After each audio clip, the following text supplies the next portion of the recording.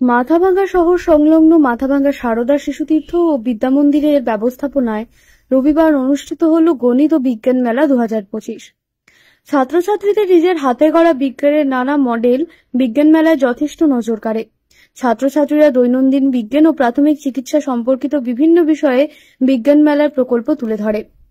দ্বিতীয় শ্রেণী থেকে অষ্টম শ্রেণীর মোট 260 জন ছাত্রছাত্রী বিজ্ঞান মেলার বিভিন্ন বিভাগে অংশগ্রহণ করে।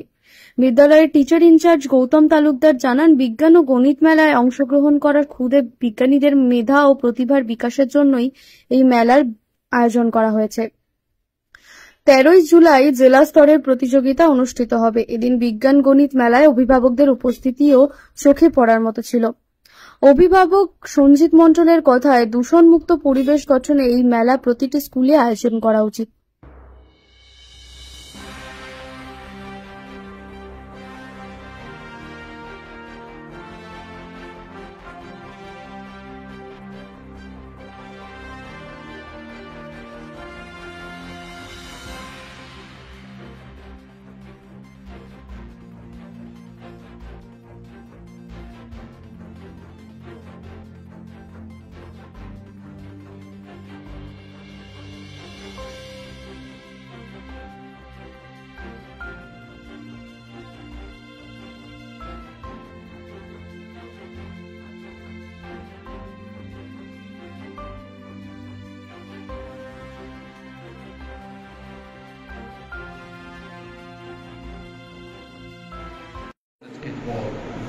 গণিত বিজ্ঞান মেলা সারদা স্কুল বিদ্যামন্দিরে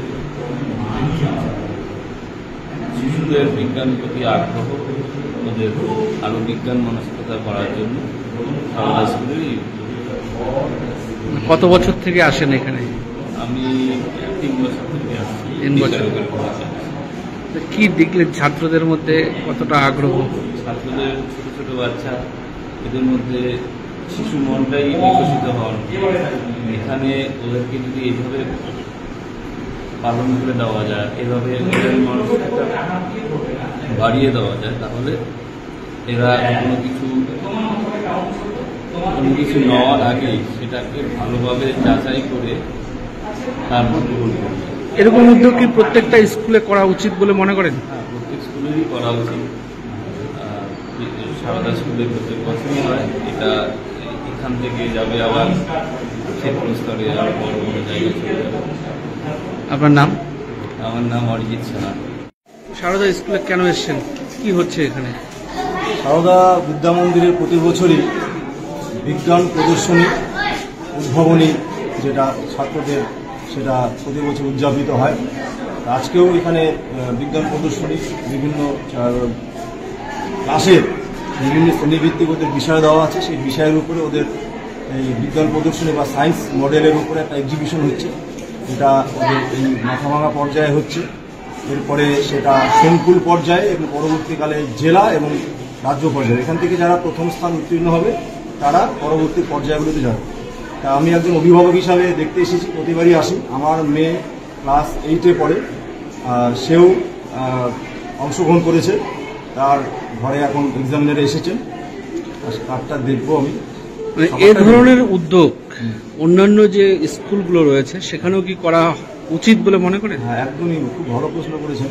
মাথাভাঙায় যে কয়টি ভালো ভালো হাই স্কুল আছে, Mathabhanga high school, Vivekananda Vidyamandir, Mathabhanga girls school, আরও যেগুলো আছে, সেগুলোতে এই উদ্যোগ অবশ্যই নেওয়া উচিত বলে মনে করি। এবং আমার মনে করছে গত বছর বিবেকানন্দ বিদ্যামন্দিরেও তারাও একটা সায়েন্স সেমিনার বিজ্ঞান প্রদর্শনী করেছিল বলে আমার মনে করছে। আমি সেদিন যেতে পারি। আপনার নাম? আমার নাম সঞ্জিত মন্ডল। বিদ্যাভারতী অখিল ভারতীয় শিক্ষা সংস্থান ছাত্রছাত্রীদের মধ্যে গাণিতিক ভীতি দূরীকরণ, বিজ্ঞান মনস্কতা বৃদ্ধি এবং সৃজনশীল প্রতিভার বিকাশের জন্য প্রতি বছরই গণিত বিজ্ঞান মেলা আয়োজন করে থাকে। আজকে আমাদের বিদ্যালয় স্তরে সেটা আয়োজিত হয়েছে।